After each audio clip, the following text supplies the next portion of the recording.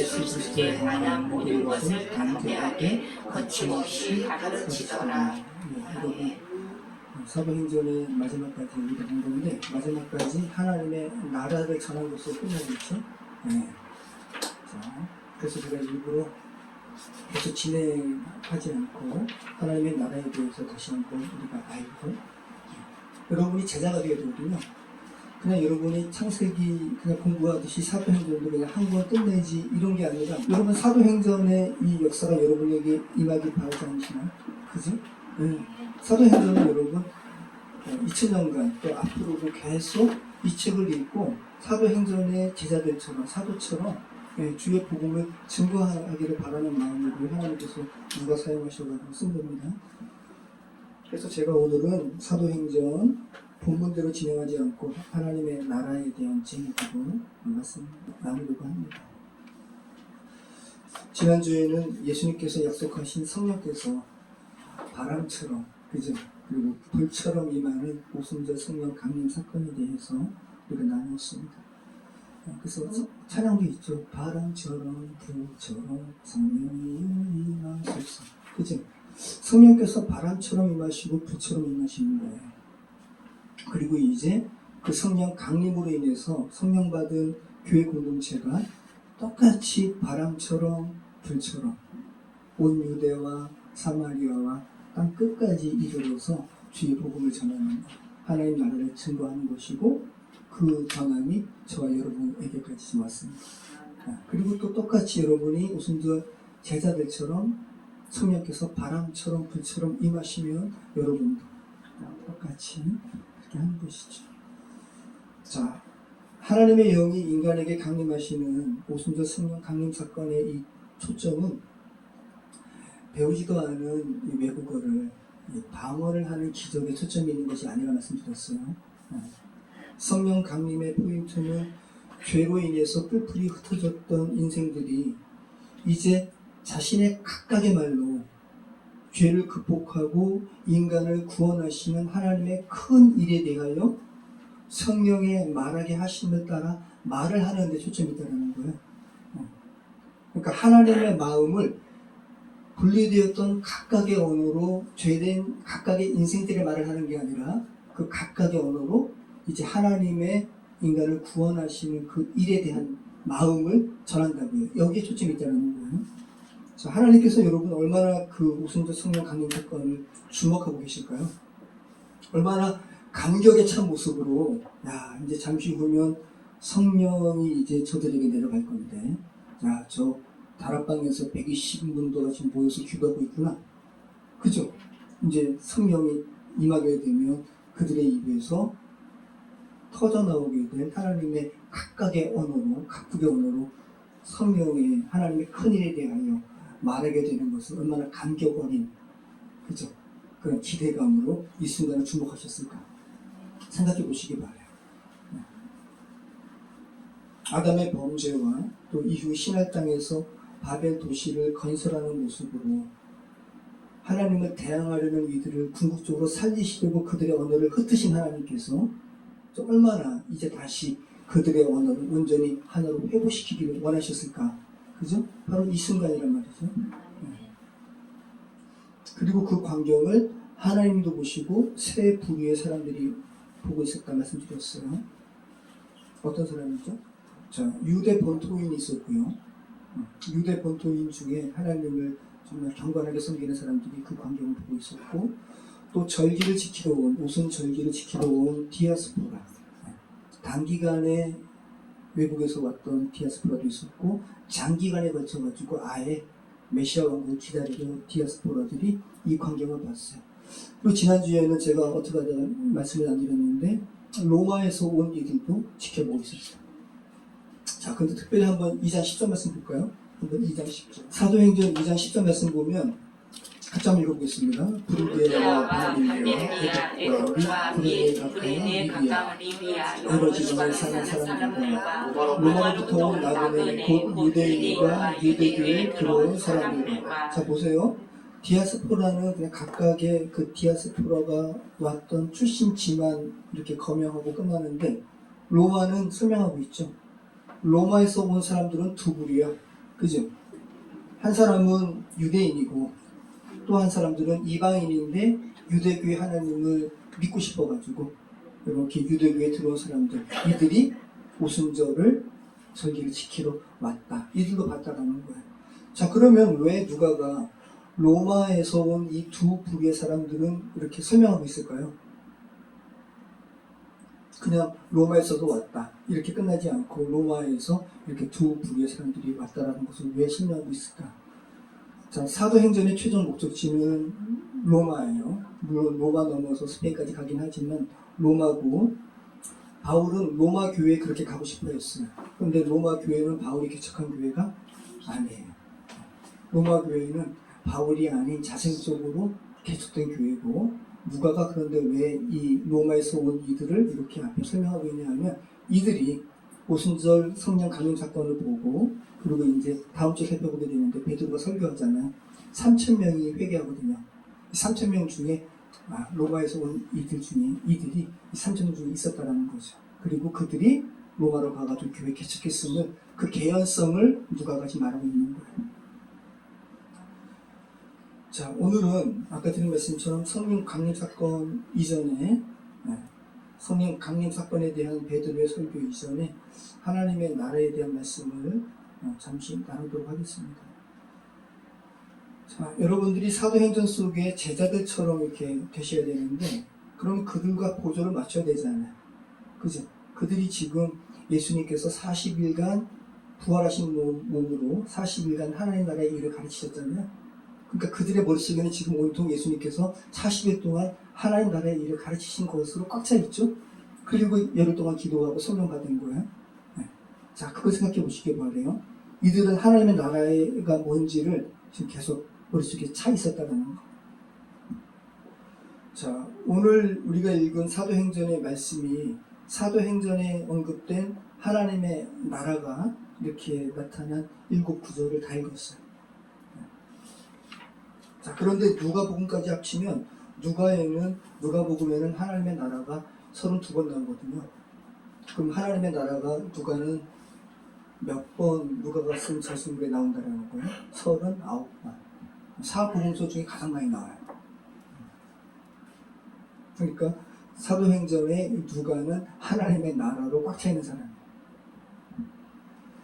자, 그러면 사도행전에 7번 나오는데 그 중에서 한 번은 지금 우리가 읽은 거잖아요. 예수님께서 부활하시고 승천하시기 전에 40일 동안 하나님 나라의 일을 가르치신 거 아니에요. 그죠? 그죠? 자, 여러분 40일간 예수님께서 부활하신 다음에 얼마나 하신 말씀이 많으셨을까요? 그죠? 그런데 성경이 누가가 그런데 기록한 주제는 하나예요. 하나님의 나라예요. 그러니까 지금 예수님도 하나님의 나라에 대해서 이 제자들에게 가르치는 게 가장 급선무였음을 우리는 알게 되는 거죠.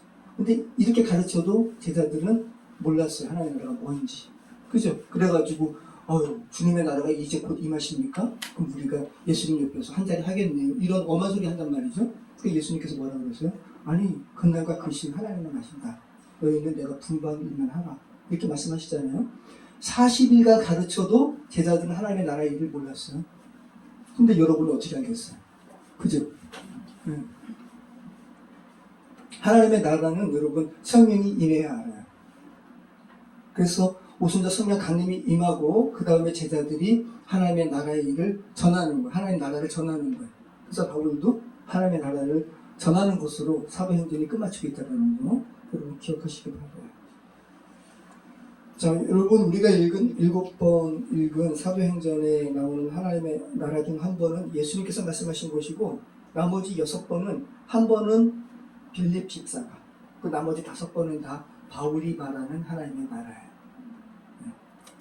자, 그러면 빌립과 바울 외에 다른 제자들은 하나님의 나라를 언급하지 않았을까요? 아니죠. 다 언급했을 거예요. 왜? 다 성령 받았으니까. 근데 누가는 지금 채택하고 있는 거예요. 빌립 집사가 하나님의 나라의 일을 전하는 것. 그리고 바울이, 왜 누가는 바울이 아팠거든요. 그래서 바울의 주치의라 그러죠. 그래서 바울과 함께 선교 여행을 다녔던 당사자가 누가예요. 그래서 누가가 바울이 전한 하나님의 나라의 일을 5번 언급하고 있는 겁니다. 자, 그러면 여러분, 바울은 예수님의 제자가 아니었잖아요. 그죠? 예수님을 믿는 사람들도 죽이려고 했고, 그래가지고 다메섹 도상까지 가다가 이제 예수님 만나는 건데, 그럼 바울은 하나님의 나라의 일을 어떻게 알았을까요? 다메섹 도상에서 눈을 이제 하나님께서 이제 빛을 보면서 눈을 이제 못 보게 되잖아요. 그래서 하나님께서 그 아나니아와 삽비라 할 때 그 아나니아가 아닙니다. 동명이인이에요. 정말 하나님의 경건한 제자 아나니아에게 환상으로 다메섹 도상에 있는 바울에게 가서 눈을 뜨게 하시죠. 그 다음에 바울이 예수님의 제자들과 교류해요. 그 내용이 나와요. 그때 하나님의 나라에 대한 일을 배웠겠죠. 알게 되었겠죠. 바울은. 자, 여러분, 하나님의 나라는, 이 하나님의 나라의 주제는 너무 많아요. 그래서 이거를 뭐 다 다루기는 어렵고 그냥 중요한 개념만 오늘 나누도록 하겠습니다. 하나님의 나라라는 이 헬라어는 바실레이아 톤 데우라는 말이에요. 데우가 데우스거든요. 바실레이아는 왕국이에요. 자, 하나님의 나라는 신의 왕국이라는 헬라어를 번역한 거예요. 하나님의 나라. 자, 그러니까 왕국이라는 의미는 뭐예요? 왕국의 통치자는 누가 통치하는 거예요? 왕이 통치하는 거예요. 네. 하나님의 나라를 성경은 왕국으로 표현하고 있다고요. 그러니까 성경이 말하는 하나님의 나라는 하나님께서 왕이 되셔서 통치하시는 하나님의 통치권이 모든 면에서 실현된 나라가 하나님의 나라예요. 자, 성경이 하나님의 나라를 인간 편에서 최고로 발전적인 정치제도인 민주공화국이라고 하지 않고 왕이 통치하는 왕국으로 표현하고 있다는 거 여러분 기억하시길 바라요. 여러분이 지금 우리나라는 민주공화국인데 민주공화국은 뭐죠? 인간이 그나마 인간 중에서 괜찮은 자를 투표해서 뽑는 거 아니에요. 그죠? 자, 그러면 여러분 인간 중에서 그나마 괜찮은 자라고 생각해가지고 통치자를 뽑는 대다수의 이 민주공화국의 이 절차가, 이 투표 절차가 완벽해요? 완벽하지 않아요. 정말 운이 좋아가지고 정말 훌륭한 사람이 대표자가 될 수 있어요. 그런데 정말 운이 나빠가지고 정말 이렇게 통치자가 돼서는 안 되는 사람이 뽑힐 확률도 있는 것이 민주주의 공화국이에요. 그런 면에서 그나마 근데 위안을 할 수 있는 것은 인간끼리 서로 합의한 투표 절차고 정치 제도이기 때문에 그 통치할 수 있는 그 시기를 정해놨잖아요. 그나마 다행인 거죠. 말도 안 되는 통치자를 뽑았을 경우는 그나마 다행인 거예요. 네. 그나마 악한 왕이 수십 년간 죽을 때까지 통치하는 이 왕권 제도보다는 그나마 나은 거죠. 그런데 하나님의 이 왕국은 그러한 면에서 좀 나아 보이는 민주공화국이 아니라는 거 여러분 기억하시기 바라요. 여러분 만약에 하나님의 나라가 정말 운이 나빠가지고 리더자가 되면 안 되는 사람이 리더자가 되어서 다스리는 곳이면 하나님의 나라를 여러분 들어가고 싶으세요? 안 들어가고 싶죠. 그죠? 하나님께서 왕이신 하나님의 왕국은 인간의 이 죄된 이 연약함의 가능성이 원천적으로 봉쇄된 나라예요. 하나님의 완전하심으로만 가득한 나라. 이 나라가 하나님의 나라예요. 그래서 그 나라를 구약이 일부 이렇게 표현하고 있죠. 우리가 아까 찬양했던 찬양. 그죠? 독사굴에 어린이가 손 놓고 물지 않는 나라. 이리와 어린 양이 함께 뒹구는 나라. 그죠? 아주 그냥 하나님의 나라를 피상적으로 약간 상징화해서 표현하고 있죠. 한번 읽어보실까요? 이사야 11장 1절로 8절.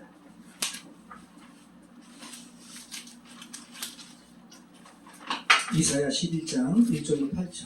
한번 보시죠. 피상적으로 하나님의 나라가 이런 곳이야 라고 이렇게 알려주고 있습니다.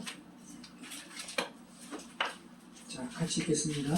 이새 줄기에서 한 싹이 나며 그 뿌리에서 한 가지가 나서 결실할 것이요 그의 위에 여호와의 영 곧 지혜와 총명의 영이요 모략과 지능의 영이요 지식과 여호와를 경외하는 영이 강림하시리니 그가 여호와를 경외함으로 즐거움을 삼을 것이며 그의 눈에 보이는 대로 심판하지 아니하며 그의 귀에 가난한 자를 심판하며 정직으로 세상을 겸손한 자를 판단할 것이며 그의 입에 막대기로 세상을 치며 그의 입술의 기운으로 악인을 죽일 것이며 공의로 그의 허리띠를 삼으며 성실로 그의 몸에 띠를 삼으리라. 그때에 이리가 어린 양과 함께 살며 표범이 어린 염소와 함께 누우며 송아지와 어린 사자와 살찐 짐승이 함께 있어 어린 아이에게 끌리며 암소와 곰이 함께 먹으며 그것들의 새끼가 함께 엎드리며 사자가 새처럼 풀을 내릴 것이며 젖먹는 아이가 독사의 구멍에서 장난하며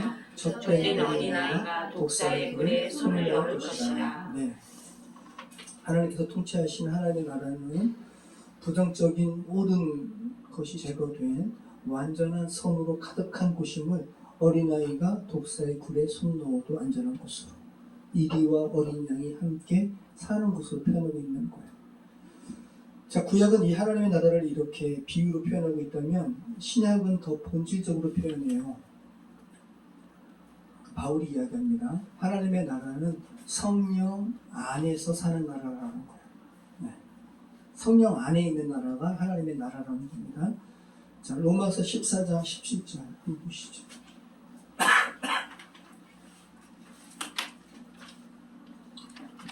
로마서 14장 17절. 자, 같이 읽겠습니다.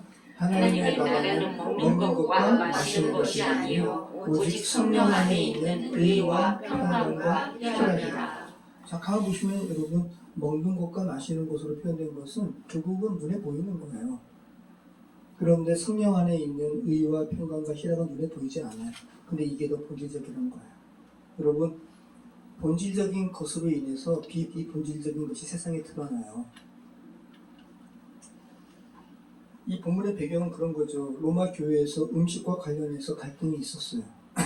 당시에 많은 이교도들이 우상숭배하잖아요. 그죠? 그래서 우상숭배에 바친단 말이죠. 그리고 그 바친 고기를 시장에 내다 파는 거예요. 그러면 믿는 사람들도 고기를 먹기 위해서 시장에 가서 고기 산단 말이죠. 근데 이 고기가 우상에게 바쳐진 고기인지 아닌지 알 수가 없는 거예요. 그러니까 우상에게 바쳐진 고기를 먹을 수 있는 개연성이 있죠. 그러니까 로마 교회 안에 많은 경건에 이런 사람들이 아예 나는 고기 못 먹겠어. 난 채식만 할 거야. 이런 채식주의자가 생긴 거야. 그러면 자기가 이제 그런 가운데서 이렇게 더 경건함을 이렇게 추구하기 위해서 채식을 하면 그럼 그냥 그 스스로 그냥 그렇게 신앙생활 하면 돼요. 그런데 갓 들어온 신자, 그러니까 이 사람들은 아직 신앙이 그만큼 성장하지 않았잖아요. 정육점에서 그렇게 사 먹을 수 있어요. 그죠? 근데 거기에 대해서 판단하는 거예요. 야, 너 그밖에 안 되니? 여기에 대한 문제에 대해서 바울이 로마서에 쓴 편지를 통해서 말씀하고 있는 거예요. 자, 본문에서 바울이 말하는 겁니다. 하나님의 나라는 세상의 얕은 이 가치관으로 인한 다툼의 나라가 아니야. 하나님의 나라는 성령께서 지배하시고 성령의 지배하에 있는 사랑이 본질적인 거야 라고 이야기하는 거예요. 그래서 하나님 나라의 본질은 사랑과 평강이라는 거예요. 여러분, 죄된 이 세상에 많은 사람들이 하나님의 나라를 살아가지 못하잖아요. 하나님의 나라를 살아가지 못한다는 것은 그 내면을 지배하는 이가 성령이 아니라는 거예요. 그죠? 그 내면이 지배하는 대로 살아가거든요. 그래서 묻지마 칼부림이 연쇄적으로 지금 일어나고 있잖아요. 그래서 경찰서장이 급기야는 경고 사격 없는 실탄을 사격하는 것으로까지 이런 발표까지 하게 되었어요. 자, 신림역 칼부림 사건을 시작으로 해서 서현역 칼부림 사건, 대전 교사 칼부림 사건. 그래서 지난 보름간 사상자가 발생한 칼부림 사건이 총 8건이래요. 우리는 그냥 TV에 이렇게 많이 회자된 신림역, 또 얼마 전에 서현역, 이 2가지 정도만 있는 줄 알았는데 8건이라는 거예요. 그리고 27건, 27건 이상의 테러 예고가 현재 발생했대요. 이런 사건이 왜 연달아 일어날까요? 이 죄된 세상을 살아가는 사람들의 내면이 평화롭지 못하기 때문에, 하나님 나라를 사는 게 아니기 때문에. 하나님의 나라가 임하면 모든 온전치 못한 것들은 다 극복돼요. 이게 하나님의 나라예요. 그래서 하나님의 나라가 온전히 임하면 예수님께서 하나님 나라를 선포하시잖아요. 그죠? 그러면서 귀신 들린 자는 귀신이 떠나가고, 그죠? 병이 있고 불구된 자들은 병이 치유되고 불구가 회복되고, 죽은 자 살아나고, 단순히 살아나는 것으로 끝나는 게 아니라 영원한 생명을 누리는 거예요. 이게 복음이에요. 이게 하나님의 나라의 능력이고. 그러니까 하나님의 나라는 하나님의 절대선이 모든 것을 다 지배하는 나라. 야, 진짜 이 나라 여러분 얼마나, 그러니까 예수님께서도 하나님 나라를 전하시는 거고, 야, 예수님께서 부활하신 이후에 제자들에게 이 하나님의 나라의 일을 40일간 가르치시는 거예요. 40일은 완전하게 가르치시는 것이고, 그죠? 그리고 정말 그 받은 그 예수님께서 직접 가르치셨음에도 불구하고 인간이 아둔해가지고 계속 하나님의 나라를 이해하지 못하는 인간에게 이제 성령께서 임하시니까 하나님의 나라를 깨닫게 되었어요. 그리고 하나님의 나라를 전하는 거예요. 사도행전은 그 이야기고. 그러니까 오늘 제가 하나님의 나라를 지금 말씀 나누는 이유가 있겠죠.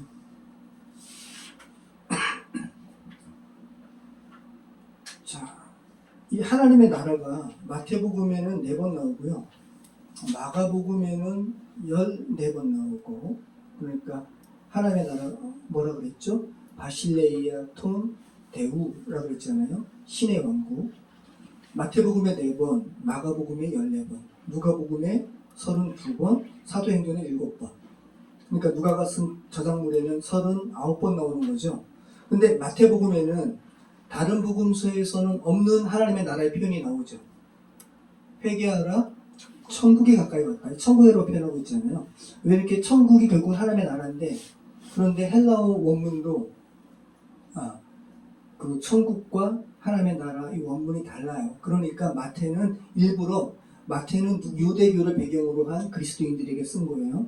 그러니까 유대인들에게 있어서는 하나님의 나라라는 개념보다 하늘나라, 이 천국의 개념이 더 가까웠기 때문에 마태는 일부러 천국이라고 표현하는 거예요. 천국이라고. 자, 천국은 바실레이아 톤 우라논, 우라노스가 하늘이거든요. 말 그대로 천국이에요. 하늘나라, 하늘들의 하늘들, 하늘들의 하나님. 이게 이제 유대인들의 이 사상이거든요. 하나님. 바실레이아 톤 우라논 하면서 천국으로 이렇게 표현하는 거예요. 우라논은 하나님께서 계신 곳이니까 질서가 완전히 자리 잡혔겠죠. 그래서 영원한 하늘의 질서가 있는 곳 하늘이에요. 그 하늘의 왕국이 이 땅 가운데 실현되는 거죠. 이게 천국이죠. 그래서 마태복음은 유대인 신자들을 대상으로 쓴 복음서이기 때문에 바실레이아 톤 우라논 이라는 표현이 한 36번인가 나와요. 많이 나와요. 그래도 전체적으로 다 하면 하늘나라는 누가가 쓴 저작물이 훨씬 많습니다. 39번이기 때문에. 자, 그러면 여러분 하나님 나라를 어떻게 들어갈 수 있을까요? 이 하나님의 완전한 질서가 있는 이 하나님의 나라를 어떻게 들어갈 수 있을까요? 그래서 예수님보다 먼저 예수님이 오시기를 예비한 자가 누구죠? 세례요한. 세례요한도 뭐라 그래요? 회개하라, 천국이 가까이 왔다. 그러면서 그 다음에 이 세례요한이 이제 잡히잖아요. 잡힌 다음에 예수님께서 이제 비로소 천국 복음을 전파하시죠. 마태복음 4장 17절. 이때부터 예수께서 비로소 전파하여 이르시되 회개하라, 천국이 가까이 왔느니라 하시더라. 이 회개, 그러니까 하나님의 나라에 들어가려면 회개해야 돼요. 회개. 자, 회개가 메타노이아라는 거거든요. 헬라어로.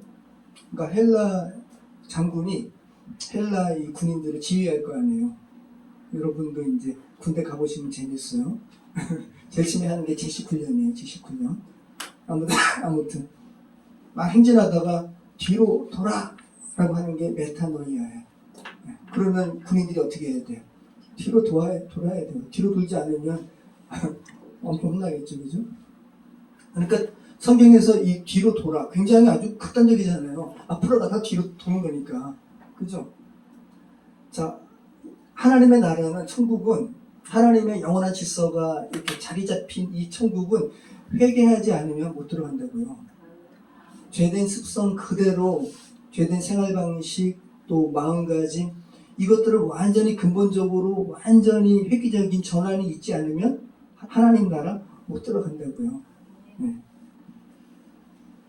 그러니까 말만 나 하나님 인식해요. 하나님 나 사랑해요. 하나님도 내가 하나님 사랑하는 거 아세요. 이렇게 말하는 사람 많아요. 그런데 말은 그렇게 하는데 행동은 그렇지 않아요. 이건 온전한 회개가 아니에요. 자, 누가복음 3장 7절 한번 볼까요? 자, 누가복음 3장 7절부터 14절까지 예수님 전에 예수님이 오시기를 예비한 세례 요한이 회개를 촉구할 때 사람들이 어떻게 반응하는지 한번 보시죠. 누가복음 3장 7절부터 14절. 사람들이 뭐라고 반응하는지 보세요. 자, 요한이 세례 받으러 나오는 무리에게 이르되 독사의 자식들아 누가 너희에게 일러 장차올 진노를 피하라 하다냐. 그러므로 회개 합당한 열매를 맺고 속으로 아브라함이 우리 조상이라 말하지 말라. 내가 너희에게 이르노니 하나님이 능히 이 불불로도 아브라함의 자손이 되게 하시리라. 이미 도끼가 나무 뿌리에 놓였으니 좋은 열매 맺지 아니하는 나무마다 찍혀 불에 던져지리라. 보세요 여러분, 도끼가 나무 뿌리에 놓인 상태가 이 죄된 세상을 살아가는 사람들의 상태인 거예요. 임박한 진노예요. 임박한 심판이라고. 우리가 다 예수님 믿지 않고 결국은 자기 밑줄까지 와 있던 도끼가 결국은 쳐내는 거죠. 그죠? 이런 상황에 빠지는 거죠. 임박한 진노, 그리고 아주 위급한 상황을 세례 요한이 이렇게 이야기하는 겁니다. 그러니까 거기에 대해서 이제 무리가 이제 묻습니다. 같이 읽겠습니다. 무리가 물어 이르되 그러면 우리가 무엇을 하리까? 대답하여 이르되 옷 두 벌 있는 자는 옷 없는 자에게 나눠줄 것이요 먹을 것이 있는 자도 그렇게 할 것이니라 하고 세리들도 세례를 받고자 하여 와서 이르되 선생이여 우리는 무엇을 하리까 하며 이르되 부과된 것 외에는 거두지 말라고 군인들도 물어 이르되 우리는 무엇을 하리까 하며 이르되 사람에게서 약한 피라도 거짓으로 고발하지 말고 받는 급료를 족한 줄로 알라 하니라. 자, 무리가 세례 요한의 이 회개의 촉구를 듣고 정말 하나님 나라에 들어가기 위한 정말 회개가 필요함을 알았어요. 그러면서 궁극적인 질문을 하는 거예요. 우리가 무엇을 하리까? 이 똑같은 질문을 나머지 두 부류도 하죠. 당시에 이 민중에 있어서 굉장히 주된 영향을 미치는 사람이었어요. 세리. 또 하나는 로마 군인. 이 두 부류가 둘 다 우리는 무엇을 하리까? 라고 묻는다라는 거. 이 죄된 세상 사람들이, 그죠? 저와 여러분이 전하는 하나님의 나라에 대한 이 촉구를 듣고 그들이 정말 우리는 무엇을 해야 되겠습니까? 라고 물어야 되는 거죠. 근데 이러한 임박한 질문을 우리는 전하지도 않고 그들은 또 전하지 않으니까 몰라요. 우리가 뭘 해야 되는지 묻지도 않는단 말이죠. 어저께 제가 아침에 우연히 제가 시뮬레이션을 영상을 봤어요. 관점이 이웅평 대위의 관점에서 북한의 개천 비행장을 떠나가지고 한국에 오기까지 이거를 시뮬레이션을 만든 거예요. 와, 정말 너무 잘 만들었더라고요. 그래서 어떻게 제가 계속 이웅평 대위에 꽂혀가지고 계속 검색한 거죠. 이웅평 대위가 여러분 47살에 돌아가셨어요. 한국에 와가지고. 근데 정말 똑똑하고, 제가 지난번에도 얘기한 것처럼 저희 어머니는 전쟁을 경험하셨기 때문에 이웅평 대위가 북한에서 이렇게 올 때 사이렌 울렸거든요. 저희 어머니가 집에 전화했어요. 시내에서 일하시다가 너 이거 어떻게 하라고. 보통 비행기는 4대가 같이 움직이는데 이게 비행기 편대라고 그러는데 그날은 2대만 이륙한 거예요. 그리고 이웅평 대위가 후미에 있었어요. 선전 앞에 있었고. 그 당시에는 GPS도 없고. 그러니까 만약에 앞에 있었으면 탈출 못했죠. 근데 이은평 대위가 아무튼 너무 잘 만들었어요.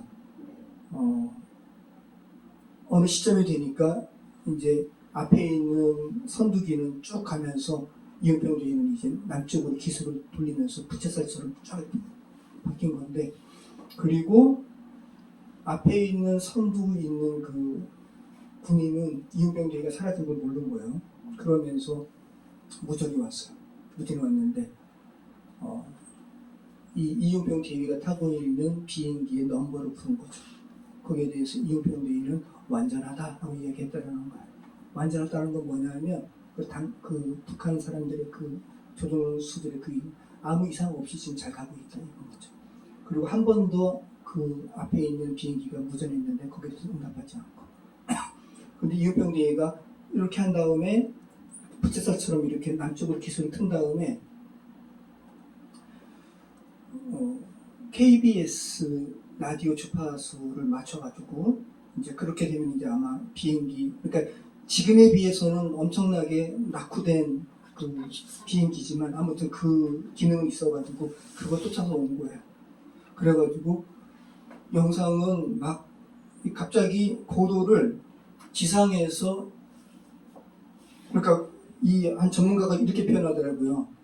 상공에 있다가 갑자기 고도를 낮추는 거예요. 낮추니까 속도도 엄청나게 빨라진 거죠. 이해되시죠? 무거운 거 딱 떨어뜨리면 아래로 갈수록 가속도 붙여가지고 쫙, 그러니까 순간적으로 시야에서 그냥 멀어진 거죠. 쫙 내려가고, 쫙 내려가면서, 그리고 레이더에 걸리지 않기 위해서, 왜냐면 휴전선 그쪽은, 휴전선에 뭐가 있냐면, 북쪽도 그렇고, 남쪽도 그렇고, 그냥 무조건 사격할 수 있는 구간이 있다는 거예요. 이해되시죠? 그러니까 그 구간에 이 비행기가 이게 보이면 이제 그거 되니까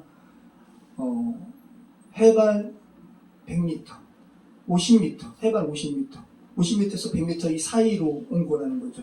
그런데 북한에서 여기까지 오기까지 그 얼마나 그 한국이 산악이 많잖아요. 그러니까 탑건, 제가 얼마 전에 탑건 새로 나온 거 이렇게 봤는데 정말 아주 스펙터클하거든요. 막 그 라이든 탐 크루즈가, 야, 그 장애물을, 비행기가 얼마나 빨라요. 거의 음속에 가까운 건데 엄청 빠른 거거든요. 근데 그 장애물을 막 하면서 이렇게 하는 건데, 시뮬레이션은 이걸 표현하기 위해서 산선히 표현했지만 실제로는 엄청 빨랐다는 거죠. 근데 탑건이 된 거예요. 그러면서 이렇게 한국에 온 건데, 아무튼 제가 지금 뭘 말씀하고 있냐면, 이은평 대위가 계속 비행기를 탔기 때문에 비행기에서 나오는 남한의 소식을 알았어요. 근데 당시 한국도 군부 통치가 있었던 곳이잖아요. 그렇게 좋은 나라는 아니에요, 한국이. 그런데 북한보다는 나아요. 이은평 대위가 그걸 알았어요. 그리고 목숨 걸고 탈출한 거예요. 근데 탈출 이후에도 자기가 독살될까봐 계속 부인이 이제 그 이야기 하는 거죠. 은수저 사용하게 하고. 그러면서 아무튼 여러 가지 스트레스로 인해서 47살에 돌아가셨어요. 자, 근데 여러분 제가 말씀드린 게 뭐냐면, 이은평 대위는 지금 같은 공간에 북한이 있어요, 그죠? 근데 같은 이 공간에 또 남쪽은 또 자유고, 네.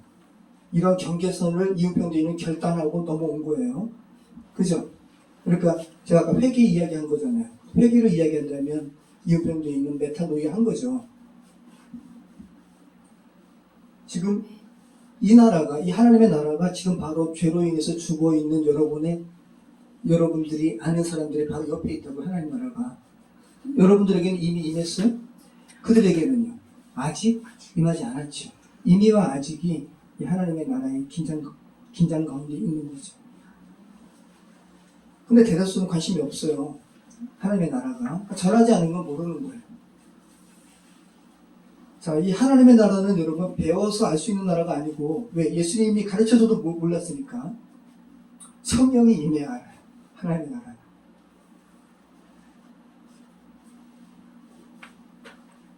자, 그래서 참 특별한, 제가 어저께 이 본문 살피면서 여기에 이제 좀 많이 제가 이렇게 집중이 됐는데, 자, 누가복음, 제가 이제 하나님의 나라를 검색하면서 누가가 쓴 누가복음 16장 16절에 제가 많이 이렇게 집중됐거든요. 한번 보실까요? 누가복음 16장 16절.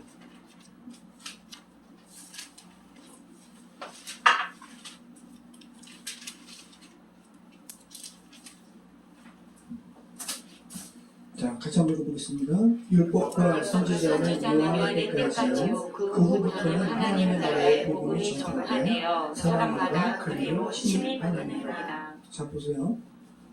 지금 제가 하나님의 나라, 그래서 바실레이아, 톤, 대우 이거 검색하면서 이제 요거를 본 건데, 자, 하나님의 나라의 복음이 전파되었으면 사람마다 그리로 그냥 들어간다 라고 표현하면 되잖아요. 왜 이렇게 침입한다는 말을 썼을까? 굉장히 강한 단어거든요. 그 폭력을 행사해서 강압적으로 들어가는, 강제하는 거거든요. 굉장히 강해요, 이 단어가. 그래서 다른 번역은 어떻게 번역했는지 제가 한번 읽어드려 볼게요. 누가복음 16장 16절은 공동 번역입니다. 이렇게 번역합니다. 요한 때까지는 율법과 예언자의 시대였다. 그 후로는 하느님 나라의 복음이 선포되고 있는데 누구나 그 나라에 들어가려고 애쓰고 있다. 근데 이거 여기서 말하는 이 침입이라는 표현을 제대로 번역한 게 아니에요. 이 침입이라는 단어가 뭐냐면 비아조라는 단어거든요. 아주 그냥 강한 힘을 이야기하는 거예요. 자, 누가복음 16장 16절을 또 표준 세번역은 이렇게 번역했습니다. 공동 번역보다는 좀 나은데, 자, 율법과 예언자는 요한의 때까지다. 그 뒤로부터는 하나님의 나라가 기쁜 소식으로 전파되고 있으며 모두 거기에 억지로 밀고 들어간다. 좀 어색하죠, 그죠? 그래서 그냥 개역개정의 단어가 이 표현이 가장 맞는 침입하는. 자, 우리말 성경 좀 비슷하게 했어요. 율법과 예언자들의 시대는 요한 때까지이다. 그 후부터는 하나님의 나라의 복음이 전파되며 모든 사람이 그 나라 안으로 침략해 들어가고 있다. 침략이라는 말이 맞는 거예요. 자, 바른 성경. 율법과 선지자들은 요한 때까지이다. 그 후부터 하나님의 나라의 복음이 전파되어 그 나라로 침입한다. 자, 하나님의 나라의 복음이 전파되고 그러면 그곳으로 침입한다라는 굉장히 강한 단어를 쓰고 있는데 왜 그럴까? 한번 여러분 생각해 보시기 바래요. 자, 이거랑 비슷한 이 구절이 마태복음 11장 12절에 있어요. 자, 이게 제가 지금 읽어드린 누가복음 16장 16절을 정말 이해하게 하는 이 마태의 저술이에요. 기술이에요. 같이 한번 읽어보시죠. 마태복음 11장 12절.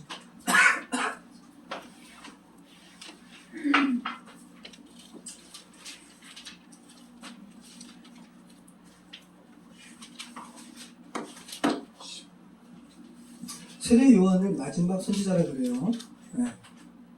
말라기 선지자 이후 400년간 아모시 시대가 있었고, 그리고 그 율법의 시대를 마지막으로 살아가는 자가 세례 요한이고, 그래서 율법으로는 하나님 나라에 들어갈 수 없음을, 왜 사람이 율법 다 지킬 수가 없으니까, 그러면서 예수님 오시기를 예비한 거예요, 세례 요한이. 자, 이제 그 의미인 거예요. 요한 때까지는 율법과 예언자의 시대였다는 게 그 의미라고요. 이제부터는 예수님의 복음으로 인해 천국으로 들어가는 문이 열린 거야 라는 것을 말씀하고 있는 건데, 자, 마태복음 11장 12절 같이 한번 읽어보겠습니다. 세례 요한의 때부터 지금까지 천국은 침노를 당하나니 침노하는 자는 빼앗깁니다. 자, 세례 요한의 때까지는, 그죠? 요한의 때였어요. 근데 세례 요한의 때부터는 이라는 말은 뭐냐면 이제 예수님 때부터는, 세례 요한을 마지막으로 하고 예수님 때부터는 예수님께서 전하신 복음 때부터는 하나님의 나라가 침노를 당한다라는 말인데, 쉽게 말해서 인간의 율법 준수로는 하나님의 자녀로 회복될 수 없다. 왜? 인간이 율법 준수할 수 없으니까. 예수님만 가능하니까. 그래서 인간의 율법의 준수로 말미암아 하나님의 자녀로 회복되는 이 율법과 관련된 것은 예수님께서 전하신 복음으로 인해서 종결되었다. 이제 그래서 지금까지는 그래서 천국이 침노당하지 않았어요. 여러분 천국 입장에서 보시기 바래요. 이 마태복음 11장 12절이 지금 천국 입장에서 지금 잘 표현하고 있어요. 천국은 침노를 당한다. 예수님 때부터. 그러면 예수님 전까지는 천국은 침노당하지 않았어요. 어떤 인간도 율법을 준수함으로 천국에 들어가지 못했거든요. 천국은 지금까지 잘 천국은 다 사람들이 들어와야 되는데 죄가 있으면 못 들어오니까, 그죠? 그래서 천국 입장에서는 지금까지 한 번도 침노당하지 않았다고요. 근데 예수님께서 전하신 복음으로 말미암아 이제 천국은 침노당한다고요. 예수님 안에 있는 자들은 누구나 천국 들어간다고요. 지금 그 표현이란 말씀이죠. 정말 복음인 거죠. 그래서 이 천국 입장에서는 침노당하는 거기 때문에 이 비아조라는 아주 강한 단어를 쓰고 있는 거예요. 그런 식으로 이야기하잖아요. 천국은 침략하는 거야, 빼앗는 거야. 그게 아닌 거예요. 인간이 어떻게 천국을 빼앗어요? 못 뺏어요. 우리가 그리스도 안에 있으면 그 있는 자체로 말미암아 천국은 침노당하는 거라고요. 그러니까 이 하나님의 나라의 복음을 여러분이 어떻게 해야 돼요? 전해야 되는 거죠. 자, 예수 그리스도의 은혜의 복음은 저와 여러분을 하나님의 나라에 들어가게 하십니다. 천국 입장으로 본다면 침노당하게 하십니다. 굉장한 겁니다. 천국 입장에서는 침노당하게 하는 능력이 예수 그리스도의 복음 안에 있다라는 거예요. 그리고 이렇게 현실화된 하나님의 나라를 제자들이 알게 되었어요. 성령의 강림으로 말미암아. 그러니까 여러분도 지금 이 의미를 알게 되었다는 소리는 여러분 안에 성령께서 계시다는 거예요. 자, 그래서 이 성령 강림에 이 사도행전 2장 2절 말씀 한번 보실까요? 사도행전 2장 2절 말씀 보시면 이 비아조의 변화형이 또 사용돼요.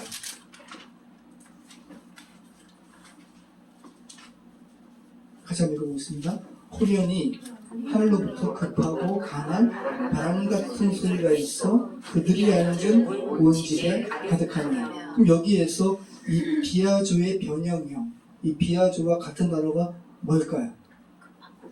강한. 네, 강한. 네. 그러니까 성령께 제자들이 지금 사로잡혔다라는 거예요. 네. 정말 성령의 급하고 강한 바람이 제자들의 120문도에게 휙 감은 거예요. 네. 그러면서 하나님의 나라를 깨닫게 하시는 거예요. 여러분, 우리는 하나님 나라 그냥 못 들어가요. 하나님께서 우리를 하나님 나라로 옮겨주시는 거예요. 네. 정말 저와 여러분의 삶이 정말 우리가 살아가는 이 시간을 여러분 정말 허비하지 않았으면 좋겠고, 그죠? 함부로 이 시간을 정말 낭비하지 않았으면 좋겠다는 생각을 여러분이 좀 하셨으면 좋겠어요. 그리고 여러분이 사랑하는 누구에게도 정말 시간을 좀 허비하지 말아라 라고 여러분이 전하셨으면 좋겠어요. 근데 우리가 어떻게 이 시간을 허비하지 않을 수 있는가? 성령께서 우리를 지배하실 때. 그죠? 성령께서 지배하지 않으시면 우리는 자꾸 죄된 속성으로 말미암아 우리가 하고 싶은 거 하잖아요. 근데 사도행전의 이 성령 강림의 이 사건은 정말 놀라운 사건인 거예요. 성령께서 그 원하시고 인간의 자율적인 의지를 허락하신 하나님께서 너희는 성령의 지배를 받아야 돼 라고 하면서 성령께서 강한 바람같이 오셔가지고 휘 감으신 거 아니에요. 그리고 깨닫게 하시는 거예요. 이러한 그죠? 참 독특하지 않아요? 강압적이지 않으신 하나님께서 아주 강한 단어를 사용하셔가지고 성령을 임하게 하시고, 그죠? 그 성령 안에 있음으로 말미암아 하나님 나라의 복음을 깨닫게 하시고, 깨닫게 하시면 그 천국은 침노를 당한다고요. 이런 상관관계를 잘 보시기 바라요. 모쪼록 하나님의 영, 성령께서 저와 여러분을 휘 감으셔서 여러분을 침노하셔서 여러분으로 하여금 하나님 나라를 누리게 하시고 또 살게 하시고 사도행전의 사람들처럼 죄된 세상에 전하게 하시는 은혜가 여러분의 인생 가운데 있기를 축원합니다. 기도하겠습니다. 참 좋으신 하나님 감사합니다. 우리로 하여금 천국은 예수님 때부터 침노 당하게 하신다는 이 말씀을 깨닫게 하시면 감사합니다. 아버지 하나님, 정말 하나님의 나라를 우리가 사도행전에 있었던 제자들처럼 2000년 이후에 우리가 지금 살아가고 있는데 이 하나님의 나라를 온전히 제자들처럼 증거하게 하시고 그런 상황마다 성령 하나님 함께 해주셔서 이 말을 듣는 자들이 깨닫게 하여 주시옵소서. 저희에게도 지혜 내려 주셔서 아버지는 하나님의 나라를 온전하고 잘 증거할 수 있도록 왜곡되지 않고 증거할 수 있도록 성령 하나님 함께 해 주시옵소서. 예수님의 이름으로 기도합니다. 아멘.